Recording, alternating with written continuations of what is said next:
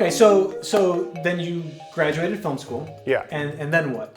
I moved out to LA right away. Had that attitude of like, I'm gonna do whatever kind of work I need to do. I was cleaning blinds. Literally, I remember my first day of work, I was cleaning blinds in an office, dusting blinds.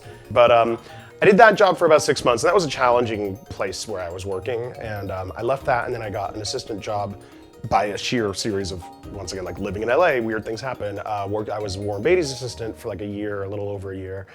And that was a good experience, but there wasn't a specific film thing going on at the time, so I wasn't really so by then I'd been out here in LA for like almost a year and a half, and I was like, why am I not?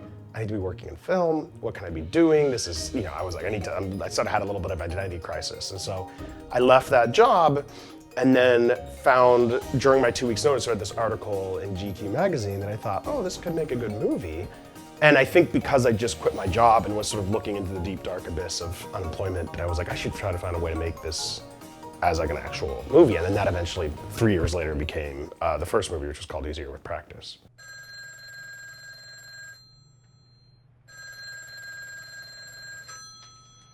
Hello? Hey there. What are you doing? Who are you? I'm Nicole. I think you have the wrong number.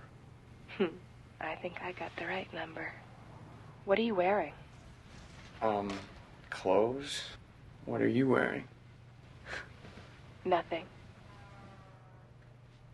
Okay. What did you read? What was this? Was it? It was a short 4-page article that this guy wrote, memoir, essay kind of thing. This guy, Davey Rothbart, had written about this long-term phone sex relationship he had with this girl he'd never met. It was a great written article. It was really sincere. And it was sort of when I say like crossed the threshold of like, oh, that would make a good movie, to like, what can I do to try to make this a good movie? And I think that came from like being in LA long enough now, seeing some of my friends start to work at agencies or get jobs or work on sets, where the reality of actually making a movie felt like at least one step closer to where I could say that. I could say, oh, well, what am I gonna do to try to find a way to make this? And it took a long time, because I didn't know how to option material, I didn't know how to legally bind these things, I didn't know how to find financing. All of that I sort of had to learn it as I was going, either through reading through books, taking classes, asking people for advice, being out here, just like then by the point where I actually had like a printed written script, and just handing it to as many people as I could, and kind of just being relentless about it and saying like, well, what do I do? What steps do I take?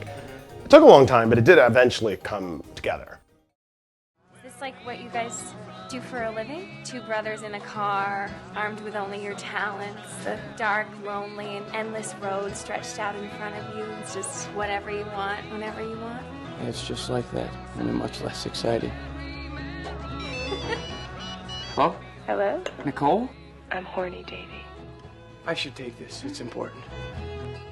It's kind of like the chicken and the egg, Yeah. It's like you haven't had a feature under your belt yet. No. Right? You're somewhat fresh out of film school. You're young. Yeah, I was like 23, 24. How in the hell do you get in LA? How do you get a feature made? How do you get a team of producers and investors to instill trust in you to? I mean, there's no real answer to that, sadly. There isn't a way. If there was, I think it'd be easier. It's what I did was I found a way I wrote a script that I could either make for no money, like zero money at all, and just try to find my friends and make it. And who knows if that would have been any good or not, I have no idea. Or the version of where it actually would feel like a real movie with real equipment and crew and all that kind of stuff. So it was sort of like I knew that I had a plan B, which was, can I go find a way to do this with just like a very little bit of money? And I think that that's a good approach to take, either with your project or to have a backup or something, because it's great to have the ambition to say, oh, I want to go make this like $1 million movie or this $500,000 movie, and I think it's totally okay even if you haven't made a film to pursue it that way. But you also don't want your career to be in the hands of financiers. But I think the goal is to have a movie, if you have an ambitious project, either find a way to maybe be able to make it cheaper and have that plan, or just create your other backup project. I mean, that's what, even on a much, much bigger scale, the Wachowskis had The Matrix, and they wanted to direct that. And then they were like, well, let's have you guys do something else first. And they're like, okay, and so they went and made Bound, which in some ways is a better movie. You know what I mean? It's own weird ways. Like in a weird way, you watch Bound and you're like, oh, that's cool. That's like a really like clever, inventive neo-noir.